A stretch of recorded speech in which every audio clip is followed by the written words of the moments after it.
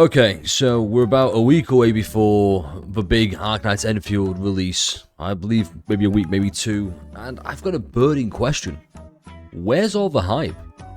Now, a month ago, maybe 2 months ago, everyone would have been excited for this. I know I was. In fact, I still am. I'm a firm believer that it's going to be a good game. But, yeah, I'm just not seeing anything about it. I'm seeing the opposite. I'm seeing a lot of concerns. In fact, it raised from this video by the Zara who is Dreamy, I believe they were called. A huge Arknights creator, I believe. I know it's because on this Reddit thread, it's concerns after Dreamy review. Great review, by the way. I'm going to link it in the description. Highly recommend watching it because it's going to dive more into what I want to go through here. We're going to let this play in the background because if you know me, I love taking notes. So we're going to go talk about some that I have. And we might interject here and there with some. So, here's what I got from watching this review. Now, I'd rather not do a blind review because, I don't know, it's not really super fun. I don't really know what I'm talking about. I'm not as informed there. Now, I didn't get into the betas because I am a firm believer in I don't want this to happen where after 300 hours of gameplay, there's a little bit of burnout. I don't want to play 2 beta tests and then a final beta to then play the game on release, but I've already played it for 300 plus hours, so when it's released, I'm not as excited about it. Especially if there's no changes, which, hopefully there are. After watching this, I hope there are some meaningful changes. For example, the Vanguard role. Now, thankfully, if I go grab it real quick. Now, thankfully, somebody was kind enough to point this out, or type in all the list of roles. So you have Defender, Guard, Striker, Supporter, Vanguard, Caster. 6 roles. Now, somewhere around here, which we'll get to in a moment, yeah, Vanguard is heavily needed in a lot of teams. And in fact, let me try and find an exact. Oh, here it is. Now, before we carry on, there's going to be a lot of comparisons to Wuthering Waves. And I don't think that's a good comparison, but once you watch more, you'll see. Okay, maybe it is. Because there's one of my big concerns. I'm looking for something new to Wuthering Waves, to ZZZ, to Genshin Impact. But it kind of feels like we're just getting more of the same. Doesn't feel like there's anything new there, so I'm a bit hesitant towards it. So, I've said here, Vanguards, and in fact, Lazara says it as well, Vanguards are very crucial to the whole thing. And in fact, we're going to get into this now, actually.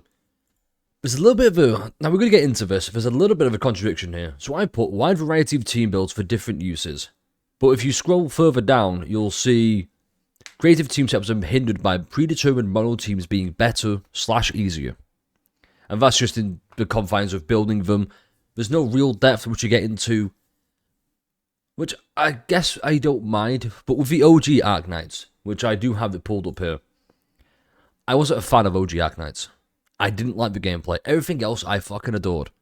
The music. Oh, the music was good.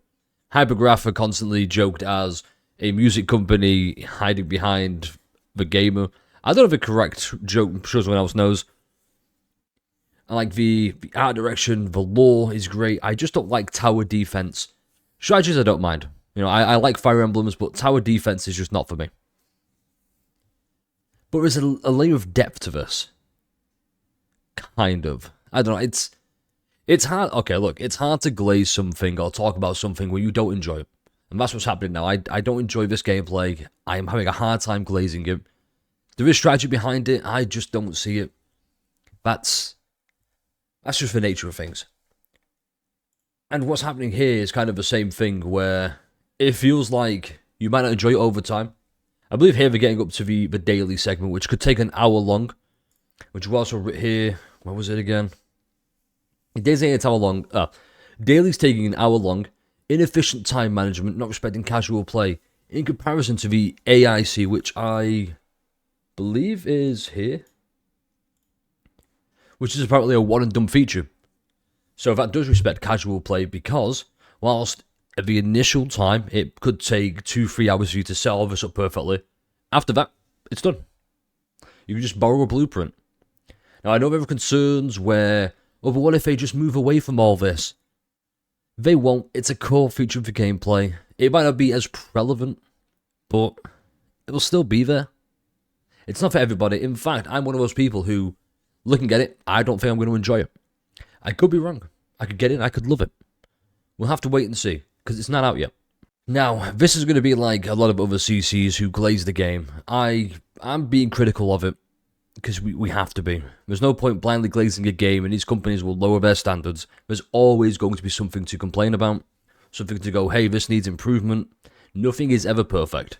Even when you think it's perfect, it's still not perfect. There could always be something to change. And in my case in point, it's probably going to be Vanguards. This whole review has just basically emphasized Vanguards are everything. Because if we pull this up real quick, Vanguard operators boost your characters that want to use their skills very frequently by generating a high amount of additional SP. Now in OG Vanguards, or OG Arknights, they weren't as good. All they were was just a battery. My big fear, and I put it here, if Vanguards are a battery, what happens when they can also DPS? Maybe you don't need a striker because your Vanguard does the DPS and is a battery for their own DPS. I think that's an area we should be very wary of. Well, Combat Simplified, which I'm a little bit disappointed in actually. They explained it better, which is why I really recommend watching the video after this, of course, after subscribing, wink. Exploration looks fine, They do glaze it a lot, and that's fair, because it is glaze-worthy. It looks amazing, it's going to sound amazing, the music's obviously going to be amazing, hypergraph. It's just, I'm just not feeling unhyped. Is that the right word there? Even though this has been very critical, very negative, I'm still feeling very hyped about it. Because it's free. So say we go in, we dislike it. It's like, oh, I spent 5 hours. It's just, I didn't enjoy it. Well, you just spent 5 hours on a game that was absolutely free. Now you could argue, be pedantic going, well, actually it cost 5 hours of my time. You don't have much going on if you can spend 5 hours playing Arknights Endfield. Come on. Which is, once again, maybe it ties back into the casual. It's not very respecting of casual plays or casual time. Moving on, apparently the story's mid. Which, to be fair, Wuthering Waves' story was bad as well. And this is, we're going to use a comparison here because it's the best one I got put there. But it can improve over time. Now, I'm going to get rid of a preconception you have here. Mid does not mean bad. Okay? If something's bad, you call it bad. If something's mid, it means, it was like, wasn't good, wasn't bad, it was just kind of, it's mid. It's the middle. It's like a 5. Like a 5, 6. Then good is like, 6 and above, blah, blah, blah. But it could improve. You compare 1.0 Wuthering Waves to 2.0. Vast difference. You could also compare 2.0 to 3.0 once again. So comparing 2.0 was great. This isn't a Woobux Glaze video, I just thought I'd say that. Now, ignore that. I should edit that out, but, you probably want to laugh at me, so there's your moment. I don't like this. Now, on one hand, it sounds really good. Having a full team in it adds depth to the areas. In fact, if we go back to the combat here, it's really cool, right? It's cool seeing them all in play. But outside of pressing the big E skill, like, the combo attack, you see E there, they're not really doing much. She says further on, somewhere down the line, with, I believe it was defenders, they're good as a tank unit, only if you're controlling them. Otherwise, they don't do much because they're good at aggro the player-controlled character, which frankly you can swap, but why would you? You play Vanguard or Striker, you do amazing DPS. It's just, Vanguard is heavily needed in a lot of teams. This is my biggest worry. Because at some point, they're going to release a Vanguard who just does everything you want. Draws aggro, buffs everybody, generates SP, does DPS. We don't need that. That's where games go very vastly wrong. I can give you an example. Look at Dylan in ZZZ. Okay. Imagine if all she did was give you a free ult. Okay, that's nothing, it's crazy, but that's it. That's the only thing that's crazy. She doesn't do anything else. Except she does. She's a really fantastic stunner, and she's capable of doing high amounts of damage. She does all 3 things in one. We don't need that.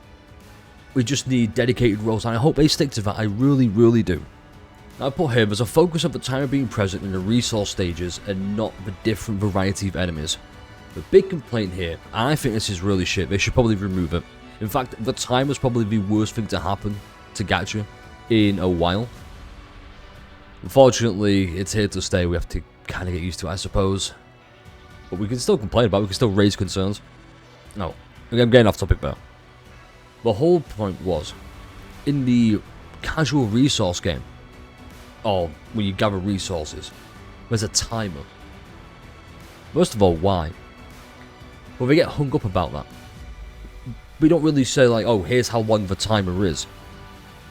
It could be fine. It's like, if you're taking 10 minutes to clear a resource stage, clearly that resource stage isn't meant for you to clear. You should just give up. You should just try something else. When we complained about having a different variety of enemies, we likened it to the meta chills from Genshin Impact with the big shields. A big complaint here was the combat lacks depth and difficulty. And I'm thinking to myself, so you want to remove a variety of enemies? It's a lose-lose, okay? We're talking about the worms here. Here was a big rant I had live earlier. I got it written here, worm rant. Here's the rant, okay? Basically, this enemy is a triple threat. It does DPS, it's tanky as shit, it has aimbot. All 3 together is a problem. Remove one of them. You need at least one of them to have an enemy. You need 2 for a good enemy. 3 is a problem. But we're complaining about it. Now I get... Okay, this is where it gets weird, and here's where it gets a bit more nuanced.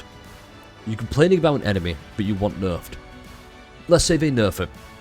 Now you're going to complain, oh my god, this enemy is easy. Where are the difficult enemies? Well, we had a difficult enemy. You decided, I'm going to complain. We're going to try and remove it. Congrats, you got that. There's no winning. Same before with different variety of enemies. Oh, this enemy has a shield, I have to play differently. It's like, okay. But all of a sudden, there's a little bit of depth to that combat that wasn't there before. Take away that variety of enemies, well then it's just the same old complaints. There is no winning. There's got to be a fine line. You can't just say, oh, this is bad because I think it's bad. Say why you think it's bad and say what you change. Okay, there's no point complaining if you don't offer a viable alternative. If you're just going, this is bad. Why is it bad? It just is. How would you fix it? Not my job. They're going to figure it out. The developers are going to figure it out at some point. But it's a lot easier and faster if we help them out. We identify these things. Which is what CBTs are for. And hopefully, they do listen. I believe she says, and hopefully I'm getting that right. Lusara says, it felt like they weren't listening. That's totally fine. That's a totally valid way to feel. You're entitled to feel that way. Nobody can tell you otherwise. Doesn't mean it's still not worth doing.